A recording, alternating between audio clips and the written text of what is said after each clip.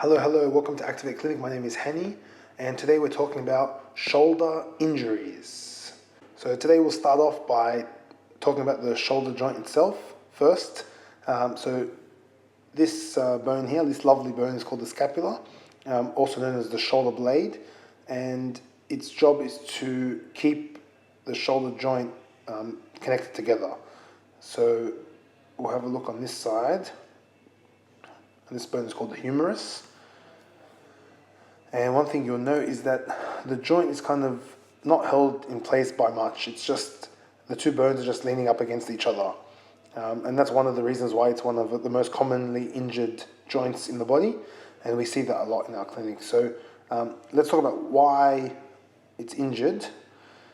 And the first step of understanding that is to look at these muscles here. So like I just mentioned, the two bones are just touching each other, and then you can see these three muscles that are added here.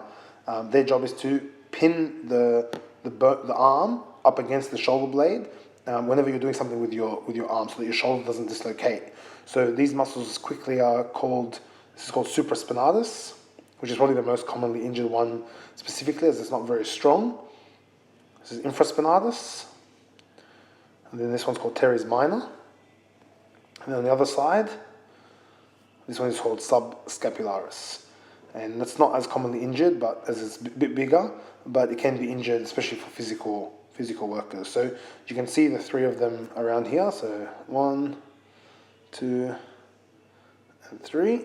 And then that's the fourth one on the front. All right, so their job is to pin the shoulder joint against the shoulder blade whenever you're doing something with your arms. So the next thing I'll show you is the bursa, which is another thing that's commonly injured. So the bursa are these little fat pads here. So that one's called subacromial. So it's called subdeltoid. And their job is just to cushion the muscles and the bones from friction. So as the arm comes up, this bursa here is stopping the muscle that's just underneath it from touching the bone above it. So it's just a cushion. And if you're doing repeat stress, that cushion can inflame, the bursa can inflame, and that causes a lot of pain and impingement and tightness and stiffness in the shoulder joint. All right, I'll get rid of that. Another quick one is just the nerve. So a lot of pain that you feel can be caused by the nerve being impinged somewhere or impeded. And you know, if you, it's like a hose. So if you pinch the nerve up here somewhere, if it gets blocked here, then the signal can't go down the arm, and you might feel pain anywhere along that path of that nerve. So basically the communication is not moving freely. So that can be another cause of pain and injury in the shoulder, is nerve impingement.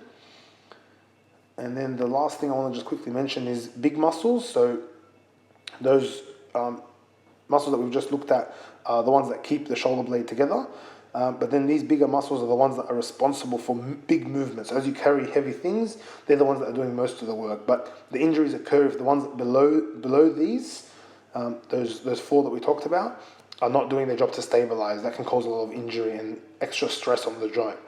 So how do we fix shoulder injuries or even prevent shoulder injuries to begin with? So the first thing we need to figure out improve is scapular stability.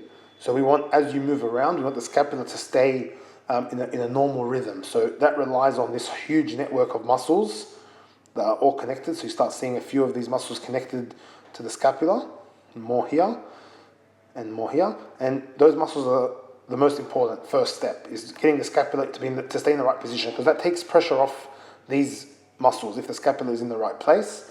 And then once you've done that, once we've got the scapula in the right place, then we work on these rotator cuff muscles, those four that we just talked about, getting them really strong so that they can withstand whatever you're doing on a day-to-day basis. So basically, if the muscles are weak, then they get inflamed quicker. So they get tired and exhausted quicker. But if you have to keep doing your housework or your job, then that can cause some serious problems as you keep going past that point.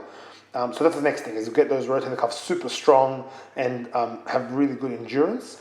And then the last thing, once you've got those two foundational pieces there, then we start working on those big muscles, and these are the ones that you see the guys at the gym doing, big movements with weights and things like that, to try to get these muscles now strong enough to carry the rest of the load there. So the good news is that shoulder injuries are preventable and solvable pretty easily, but it does take a little bit of effort on your part. And the most important thing I have to say to you today is that we can help you. And we've seen so many people come in with shoulder injuries that we basically can revert back to how they were before the injury. It does take some effort. It does take some, a little bit of time and dedication, but we can do that. We can help you do that. And actually, we'd love to have the opportunity to fix your shoulder and even prevent injuries if you don't have one at the moment. So give us a shot. Thanks for watching. Bye.